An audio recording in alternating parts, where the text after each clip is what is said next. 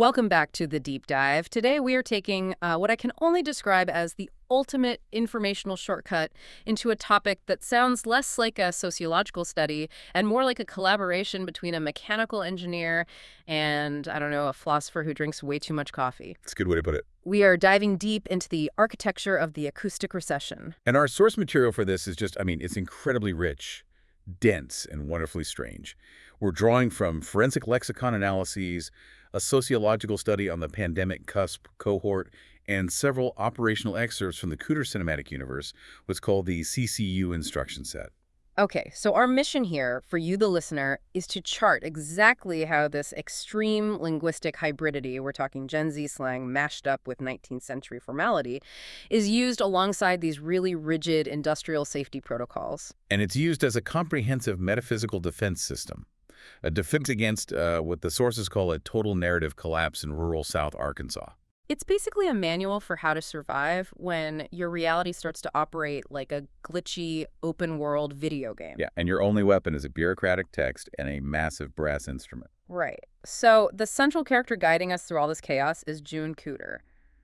Let's unpack who she is, because I think her background is absolutely critical to understanding her survival strategy. June Cooter is a fascinating specimen of the pandemic cusp. We're talking about individuals born, roughly between 2002 and 2004. Right. This is a generation that had to navigate that transition to adulthood during this really intense period of digital saturation and societal upheaval brought on by the pandemic. So she's a hyper-digital native. You have to think about her baseline environment.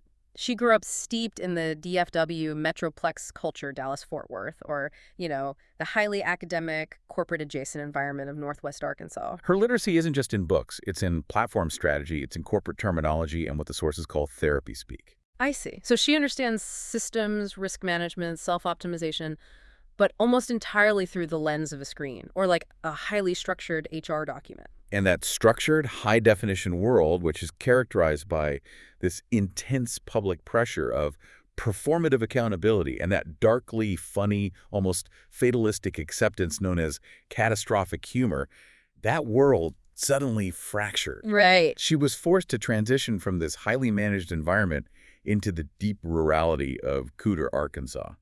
And it's a place the sources define by its unstable narrative time. Unstable narrative time. I love that phrase. It perfectly captures the feel, doesn't it? It does. It's where the past literally leaks into the present, where an event from 1985 might just pop up in the middle of a Tuesday, fully formed and, demanding resolution. So all of her highly optimized analytical systems are completely non-functional in this swamp reality. It's a culture clash of maximum intensity. And that leads us to the problem she faces. The acoustic recession. And this is more than just a quiet town. Oh, much more. The sources define the acoustic recession as the collapse of communal alignment and live music. Historically, sound was the organizing principle of the community, but that shared resonance, that unifying frequency, it's just gone. The town's original clock and covenant keeper, the mill whistle, is dead. Exactly. The sources spent a lot of time on that moment of collapse. The whistle used to signal everything, the work, the meal times, the whole structure of life. When it became defunct or perverted, it left this massive vacuum of shared cultural trust. And that sound vacuum creates this paralyzing double bind for June. It does. And in that moment of crisis, she grabs the only two functional interfaces with reality she can find. First, a massive discarded tuba. We're talking an 18-foot brass instrument capable of generating these intensely discordant, highly charged frequencies. And second, a document that is just the complete antithesis of her digital existence, the all-encompassing tuba manual, from playing to maintaining to playing more. that title alone suggests the absurdity. It's an analog, bureaucratic governance document written in this flowery, rigid language of the 19th century. And she's trying to use it as an operating system for a 21st century existential crisis. It's a structurally impossible task. It really is. And the source material gives us the perfect analogy for this. It does. It says June is trying to ground a lightning bolt using a wooden ladder. Yeah. She's attempting to find an electrical baseline, what they call frequency A, or literal reality, in a world that has decided to operate entirely as a watercolor painting of a storm. The language, the tuba, the manual, they are all just tools to impose that rigid, rational frequency a structure onto a domain dominated by myth and magical realism. Which means her first line of defense isn't actually the instrument itself. It's the way she chooses to describe and categorize her reality. Exactly. Which brings us to our first major segment, the development of the Porta Z dialect as a survival protocol. The Porta Z voice, what a creation. It's a stunning creation born purely of necessity. It is a highly formal, very precise linguistic hybridity. So on one hand, you have these archaic, formal sentence structures, the kind you find in 19th century Southern literature. Rooted in that unstable narrative time of rural South Arkansas. Exactly. And on the other hand, you have the hyper-efficient, precise, diagnostic slang of Gen Z. And this isn't just like aesthetic or colorful dialogue to sound funny. The sources analyze this as functionally treated as weaponry. It is. It's designed to perform a specific task, to bind chaos. So how does that work in practice? Well, think about the reality she's dealing with, a porous reality, where historical ghosts demand paperwork, where animals talk like corporate consultants, and where geographical memory just asserts itself physically. You can't use vague language for that. You can't use vague or emotionally charged language. You need a language that imposes verifiable analytical order. JD, her counterpart, uses the language of industrial diagnostics. Joon uses Porta Z to achieve the exact same result. Root cause analysis, not emotional reaction. Okay, let's talk specifics about that diagnostic lexicon, because this is where the Gen Z slang really transcends meme culture. It becomes a technical terms of service agreement for a reality that has become non-operational. Right. Let's start with the core issue of integrity and accountability. The shift here is really telling. The older passive truth marker, no cap, which basically means I am not lying, that's deprecated by this cohort. It's seen as a relic. Yeah, a relic of a time when just asserting truth was enough. But in the CCU, where reality itself is slippery, you need something active, something aggressive. Which gives us the prime example, standing on business. Correct. This term, which has powerful origins in AVE, African American Vernacular English, and was popularized in hip-hop, it gets appropriated by the pandemic cusp cohort to mean rigid adherence to one's standards, boundaries, and responsibilities. So when Joon says, I am standing on business regarding the proper alignment of the tuba's valves, she isn't just saying she's doing her job. No, not at all. She is asserting operational integrity against a universe that constantly tries to undermine it. She is signaling to the environment that her system, which is governed by the tuba manual, is non-negotiable. It's a mechanism for setting a hard boundary in a soft reality. The stakes have been raised from just asserting truth to aggressively maintaining standards. Exactly. And this rigor extends to hazard identification. The slang term sus, short for suspicious, is formalized for clinical hazard identification. It's a fast, efficient warning label. But the more clinical phrase is, the math isn't mathing. I love how this replaces the vague idea of something doesn't add up with a forensic mathematical observation. It's the ultimate expression of the need for internal consistency. If you see an outcome that does not logically follow from the stated inputs, the math isn't mathing. It's a tool for forensic observation that's completely devoid of personal blame or emotional reaction. It's just a system report. And the source analysis brings up girl math here, too. It does. That humorous economic theory used to justify consumption, where something expensive is basically free if you pay in cash or use it enough times. And that's usually just a social trend, but here it serves a deeper function, doesn't it? It highlights that even absurdity has to obey some internal logic. If Joon uses girl math to justify the metabolic drain of playing the tuba, she's acknowledging the situation is ridiculous, but she's insisting that the absurdity follows its own set of consistent, internal, if irrational rules.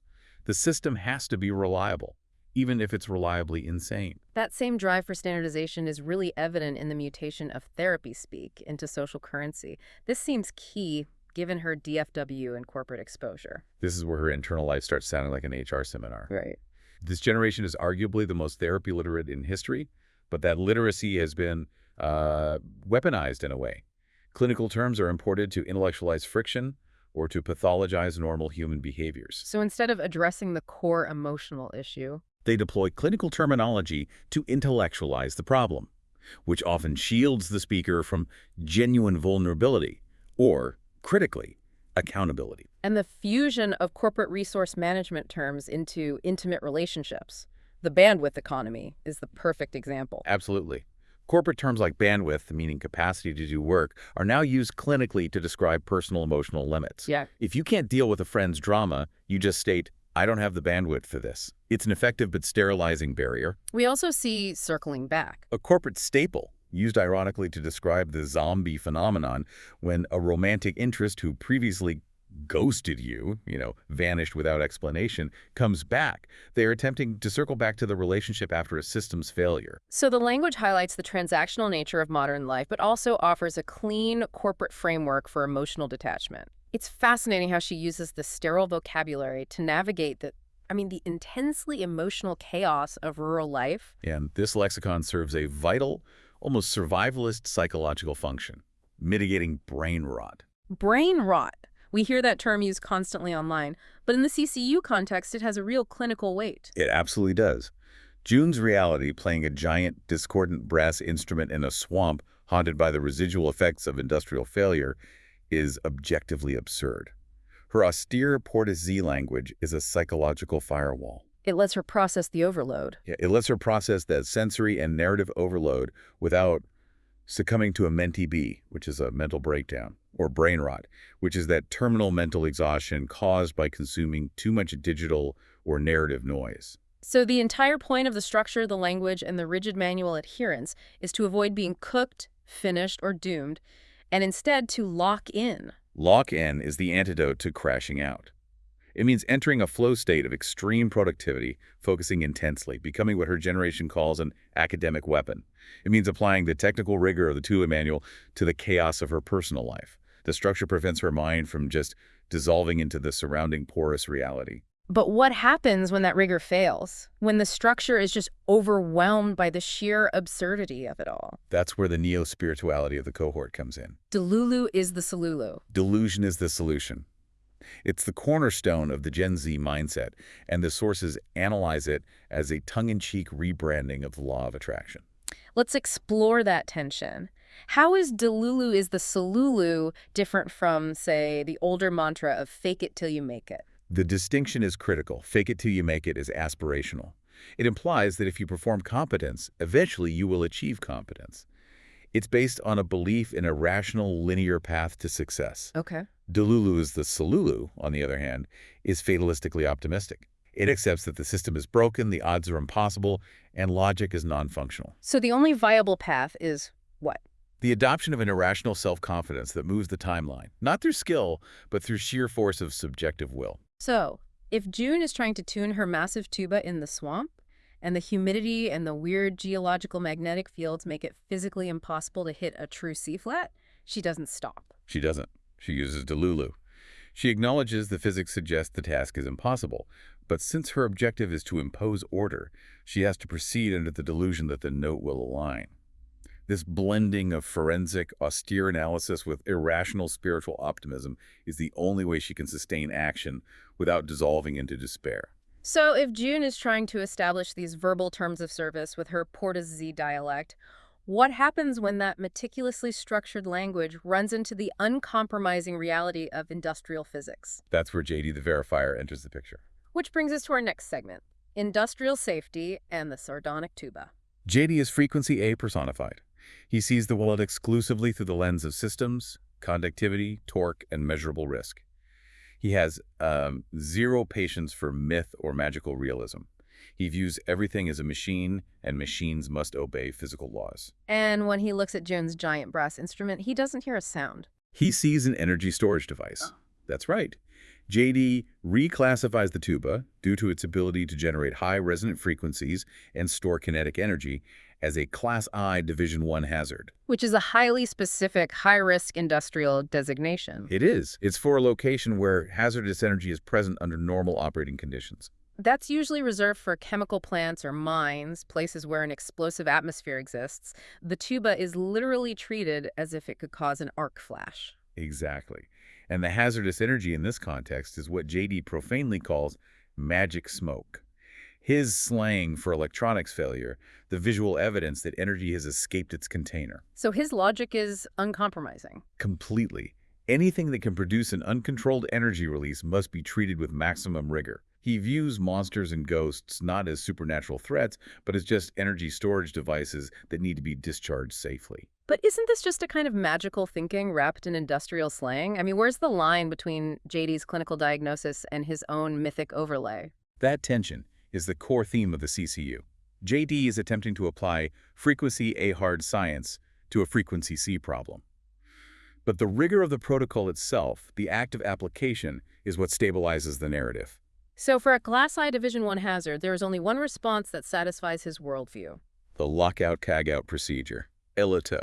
Okay, let's spend some serious time on Alito because this is where the sources get wonderfully technical and also metaphorical. This is a detailed 9-step industrial safety procedure. The entire purpose of ELITO is to prevent the unexpected release of stored or hazardous energy during maintenance. It ensures that a machine cannot be accidentally restarted while someone is working on it. So applying Alito to the tuba is JD's way of instituting preventive maintenance. Exactly, to ensure the instrument's organizational integrity and its narrative safety. Okay, so let's walk through how these rigid industrial steps translate into Jones' metaphysical task. Step 1. Preparation for shutdown. This means preparing the environment, both mentally and physically. For the tuba, this is the ritualistic cleaning of the instrument to remove narrative silt, or what Joon calls rancid vibes, the accumulated detritus of the unstable timeline. Then step 2. Machine or equipment shutdown. She has to cease playing and achieve a true zero-energy state. And this is often harder than playing, as the residual energy from those dissonant notes wants to linger. Step 3. Machine isolation. This is physically disconnecting the machine from the energy source. Now, since the tuba is powered by the meat battery, Joon's own metabolic drain, this means a period of imposed quietude and separation from the instrument. She has to achieve a state of emotional and physical detachment. Step 4. Application of lockout-tagout devices. This is the critical paperwork step. She must physically attach the warning tags to the instrument, stating clearly, "Do not operate." This is where the 19th century bureaucratic manual becomes a physical grounding wire. And step 5. Control of stored energy. This is the big one, dealing with the magic smoke itself. This is where she purges the latent kinetic and atmospheric energies.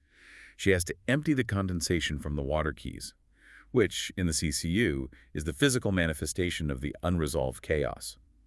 She vents the residual sound pressure. If she skips this step, the stored rancid vibes will cause immediate system failure upon restart.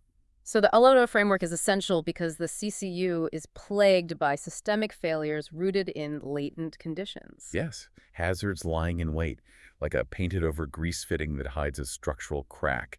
And it's also about drift. Drift. Yeah, the concept of drift is key here. Well, It's that slow movement away from standards until yesterday's anomaly, like the mill whistle being just a noise, is today's normal. JD demands standards because he knows that catastrophic outcomes come from good intentions inside broken systems. ELITO is the absolute imposition of order. It forces the system back to a known, stable, zero-energy baseline. So while Alito manages the physical stability, JD's electrical analysis connects directly to Joon's narrative audit, which the sources call meggering the narrative. Meggering is insulation resistance testing. It's a highly technical electrical procedure. In the real world, electricians charge a conductor with high voltage, often 500 or 1,000 volts, to ensure the insulation can contain the current without leaking to ground. Okay, but how does hitting a discordant note actually measure narrative leakage? Can you give us an analogy from her DFW or analytics background to make sense of this high-voltage audit? Sure. Think of it as a stress test on a server. Her DFW background taught her the value of auditing for data integrity. The tuba is the conductor. She charges it with high voltage by intentionally playing dissonant notes, specifically frequency C, the frequency of magical realism. The dissonance creates a high-tension field. And the system should contain that energy. And where the electricity of modern media literacy leaks to ground, which is the Felsenthal mud, that's the fault line. Precisely. Her performance is an audit. She's calculating the narrative leakage and identifying the faults in the timeline, the places where reality is porous. She's measuring the resistance of the local timeline to her structured input. So the act of auditing impacts the system itself. The sources explicitly confirm that this is linked to the uncertainty principle. By charging the timeline and measuring the resistance, Joon is confirming her own agency to affect the chaotic reality through forensic input. And the ultimate risk of this high-stress auditing, this constant high-voltage input, is a winder crash. The winder crash is a critical risk drawn directly from the paper mill lexicon. A winder is a machine that rolls massive sheets of paper onto enormous spools. A winger crash is the sudden catastrophic collapse of the internal balance mechanism, the rollers, the spools, caused by conflicting tensions or extreme system stress. This connects the tuba right back to the deep industrial history of the valley. The massive iron giant paper machine at the mill suffered from technical failures like baggy sheet, uneven paper tension leading to flaws, and chatter. Chatter, right? Vibration marks on the massive Yankee dryer drum. The tuba, in this context, is a massive brass machine subject to the same laws of failure as the mill. If June plays conflicting frequencies that tear the narrative sheet, a baggy sheet event, or cause system chatter, the result is a metaphysical winder crash. A systemic collapse that can trap the performer in the silt sleep of the past. Right. Her entire maintenance and measuring protocol is designed to prevent this mechanical and metaphysical implosion. So we have the structural problem, the acoustic recession, we have the linguistic defense, Porta's Z, and the physical defense, Eloto and Meggering. Now we need to understand the field of battle itself, which is organized by sound and vibration, the three frequencies of reality in the Felsenthal Basin. This metaphysical framework is foundational to the CCU. The world is layered. Frequency A is literal reality, the hard, tactile world of spreadsheets, economic data, rusted thermometers, and the quiet, efficient operations of the modern soft mill of 2025. This is JD's world. Then you have frequency B. Frequency B is the mythic overlay. This is the realm of the absurd, where animals talk, where they interpret human events with their own internal logic and, often provide better analysis than the human characters. It's the source of the primary comedic tension. It is. And then frequency C is magical realism, the thin places. This is where the timeline is slippery, where ghosts are stuck in incomplete transactions, and where the past leaks through the cracks. And the transition point between these realities is the Felsenthal mud itself. Which Pawpaw describes as recording tape that holds historical memory in suspension. It's called the silt sleep. Let's anchor ourselves in frequency A first, the literal reality, which is constantly asserted by the industrial hum. The entire region is dominated by the residual formatting pressure of the mill. That pressure is essentially the gravitational pull of frequency A trying to impose linear industrial order. The tuba manual and the maintenance protocol act as a proxy for federal management objectives, trying to impose that frequency A rigor onto the chaos of the bottoms. And we keep coming back to the sound history. The mill whistle was the town's original chronometer and covenant keeper. It was, functionally, the voice of temporal order. It dictated time, work, social obligation, everything. But the 1985 strike, the fracture, perverted that sound. Right. When the covenant was broken between the company and the workers, the whistle became just a noise. It started signaling profound social discord and betrayal. The current industrial hum that JD hears, that permeates the valley even when the soft mill is quiet, is the residual ghost of that sound. It's the sound of an unresolved social contract, a delegation from a system that was never told to stop running. But the moment June begins playing the tuba, frequency B, the absurd field, asserts itself, often immediately. And this field relies on the strange concept of the meat battery. The tuba, being a Class I Division I hazard, is powered not by external electricity, but by the performer's biological heat in the metabolic train. So the more rigorously she applies her protocol and plays, the more energy the instrument consumes. Which, ironically, triggers a silt sleep event. The intense performance of rigor pushes the subject deeper into narrative stagnation. It plunges them into the realm of the absurd, where the animal chorus provides commentary. So the effort to impose order via frequency A only strengthens the surrounding chaos of frequency B. Exactly. And we have to discuss the stars of the Barnyard Chorus, because they are the physical manifestation of this dynamic. Let's start with General Beauregard, the Bantam Rooster. He's arguably the funniest and most tragic character in the source material. General Beauregard is the self-proclaimed CEO of time. He views the world, and specifically June's tuba playing, through the skewed lens of military analysis, which is governed by his personal set of standards known as the Great Rooster Algorithm. He truly believes he is responsible for regulating the sun. And his personal regalia, his big chief pen, is critical to understanding him. It's literally a kindergarten pencil pin, yet he treats it as a medal of honor. The sociological concept at play here is effort justification. He values the pen entirely because of the suffering he endured to keep it.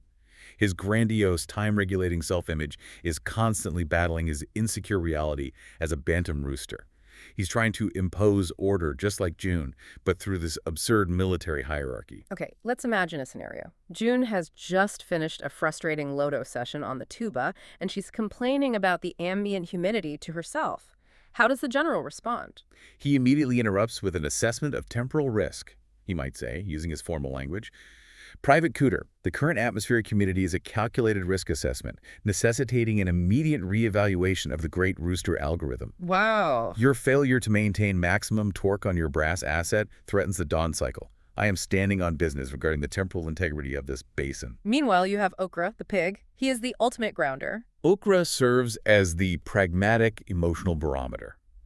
While the general is pontificating about time cycles and military strategy, Okra is constantly focused on snacks and conserving calories for the inevitable collapse of the agrarian economy. He deflates the high-minded drama. Constantly, with earthy practical wisdom, he is the necessary grounding force for the absurdity, often observing the human characters with this cynical detachment. So, if the general is issuing his warning, Okra might just chime in with a bored grunt. Something like, "You're wasting valuable caloric expenditure on auditory posturing, General.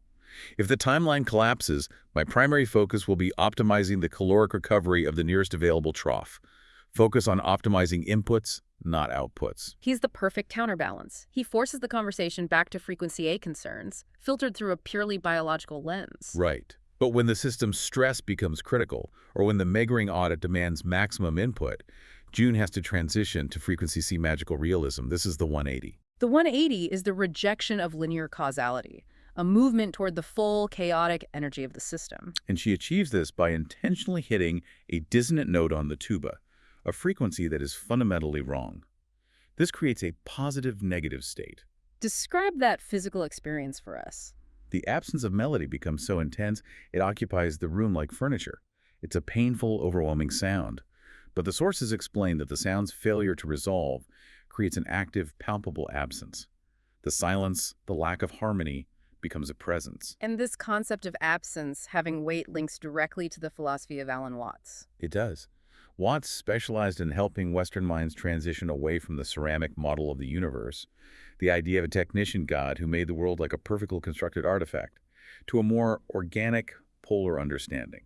He taught that polar opposites, like solid and space or sound and silence, are deeply connected. Two sides of the same coin. Exactly. You cannot have the one without the other.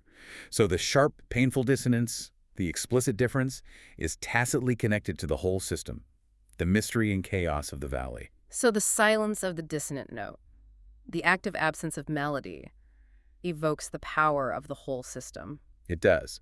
The 180 is the acceptance that the world is not linear or monarchical, but an organic process.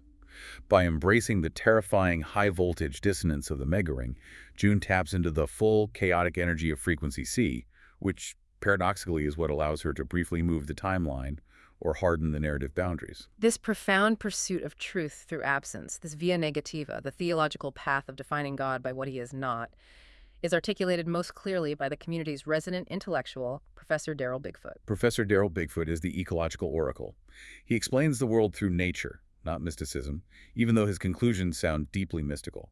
His analysis is purely based on apophatic logic, the reverent unmaking of what is known. Defining something by what it is not, that's the core thesis. How does this methodology help June understand the tuba? Bigfoot's core conclusion is that the tuba is defined entirely by its lack of conventional utility. He calls it the non-tool.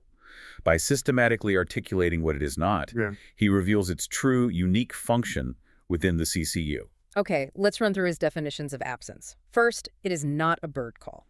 Right. It is not a bird call because it's discordant, massive, and generates a field of high-tension electrical energy. A bird call is delicate, contained, and operates within the boundaries of frequency A or B. The tuba violates those boundaries. Second, it is not a revenue stream. It costs biological heat and metabolic drain to operate. It yields no financial return. It is purely an expenditure of energy, making it economically irrelevant and thus narratively potent because its value is purely structural, not monetary. And third, it is not a compliant forestry tool. Because JD has designated it a Class I Division I hazard. It fails all tests for compliance, safety, and operational reliability within the bounds of federal management objectives. So this strategy of unnaming or undermining belief, it's designed to reveal the very goods of the system. It echoes Alan Watts' concept of the noble silence, the metaphysical silence which is not a void, but a window. By stripping the tuba of its conventional definitions, music, commerce, compliance, Bigfoot allows its actual power as a narrative auditing device to be seen, unburdened by preconceptions. And the shared experience of embracing the void is what ultimately unifies the community, as we see in the Berlin Commune's strange sing-along moment. Communal alignment in the CCU is achieved not through the affirmation of a shared melody. That sound has been gone since the fracture in 1985, but through the surrender to a shared absence. They are unified by a theological absence. They don't sing together.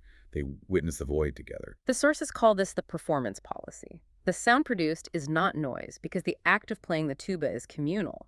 They're all consciously witnessing the same high-energy field. Yet it is not music because it is an active absence of harmony, purpose, and conventional beauty.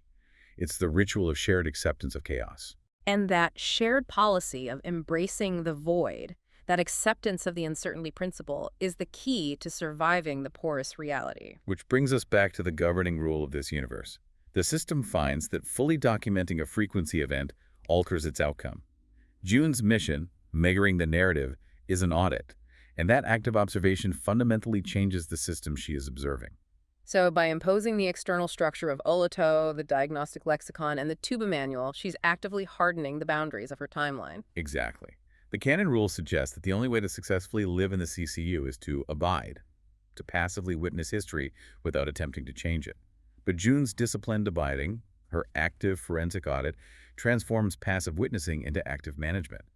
She stabilizes the system simply by acknowledging its failure modes with rigorous paperwork. Which means the absurd protocol, the high-voltage tuba playing in the swamp, actually succeeds. It does. The formatting pressure of Jones' structured maintenance, the linguistic certainty of the Porta Z dialect, and the frequency C dissonance. They all combine to identify and isolate narrative leaks. And the sources give a specific example of this success, the tragic figure of the fisherman. Right. The Crosset Light investigation detailed how the fisherman was caught in an industrial accident and stuck in a bureaucratic loop because the transaction was incomplete. He never finished his cast, and he was formatted into the wreckage. So June's structured, almost legal approach provides the necessary closure. The receipt to move these ghost systems forward. Her Lodo tags the energy source. Her Meggering measures the leak. Her Porta C defines the parameters of the loss. And this ultimately allows the local timeline to harden back into Tuesday. That phrase is so evocative. It is the predictable, steady, analog rhythm of normal operations. It signifies frequency A stabilization. So the system is stabilized, and the conclusion of the CCU canon is upheld. Understanding is victory. Control is temporary. Control, like the attempt to force the tuba to produce a perfect standard melody, is always fleeting. The system works best when its instabilities are understood, documented, and managed via rigorous process, not when chaos is denied. And the pronounced flop energy of that 19th century bureaucratic manual, the rigid, old-fashioned rules, is absolutely a necessary feature, not a bug. It acts as the fiscal grounding wire. It keeps the subject locked in to physical reality, preventing a complete slip into the fluid, unmoored reality of frequency C. We saw the same strategy stabilize the Crosset Light entity by Rick and J.D. They used a solar-powered caution light pure frequency, a technology, to regulate a metaphysical ghost. Stabilizing the system via a controlled mystery. Exactly. The structure imposed by the manual is the controlled mystery. So the system is clean, stable, and optimized, to use a Junism. But the final observation in the source material is the most profound. It is a solved problem that was never fixed. The underlying chaos is not eliminated. It's simply contained and managed via an ongoing process of monitoring and maintenance, which must be performed with the utmost rigor and the occasional leap of Delulu faith. And that inherent, contained instability leads to a final provocative thought for you, the listener, about the nature of auditing your own reality, whether that's your workplace, your community, or your relationships. The danger in the CCU and in our hyper-accelerated modern world isn't denial or outright chaos, but the slow, quiet, systemic change known as baseline drift. Yesterday's anomaly becomes today's expectation. The institution, the relationship, the memory slowly accepts the change. Eventually, nobody remembers it was ever different. The standards you use to define success or normal operation have silently shifted, perhaps significantly, without any formal Aledo or Meggering audit. So how do you audit a system when the normal conditions keep drifting? How do you know when you've fully accepted the baseline drift, when the chaos has become so familiar that you've forgotten the original covenant, the original sound of the mill whistle? That is something to chew on while you check the organizational integrity of your own life. This has been a deep dive into the architecture of the acoustic recession. We will see you next time.